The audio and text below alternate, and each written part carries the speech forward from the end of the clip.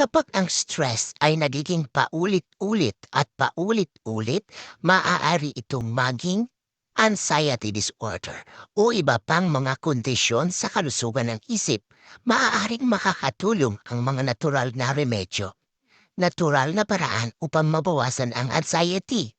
Panatiling aktibo, madalas na inililihis ng ehersisyo ang iyong atensyon mula sa mga kaisipang maaaring nagpapataas ng iyong anxiety.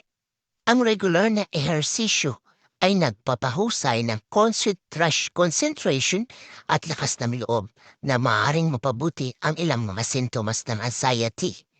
Nililimitahan ang pag-inom ng alak. Sinisira ng alkohol ang natural na kakayahan ng iyong katawan na makatulog at maaari pang mabawasan ang kalidad ng pagtulog.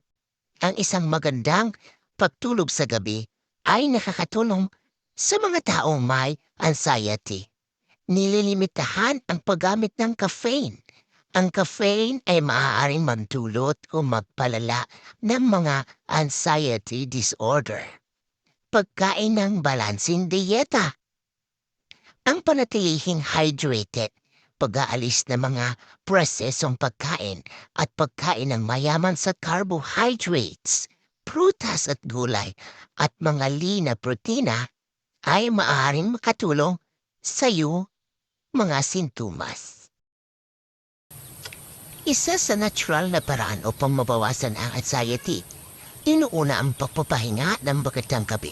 Matulog ng 7 o higit pang oras sa isang gabi araw-araw. Maaaring pagbutihin ang iyong pagtulog kapag ikaw ay pagod. Pag-iwas sa TV o pagbabasa sa kama, paglilimita sa paggamit ng mga gadget sa kama, paglaktaw ng caffeine. Huwag kumain ng marami bago ang oras ng pagtulog. Panatilihing madilim ang iyong silid at sa isang komportableng temperatura.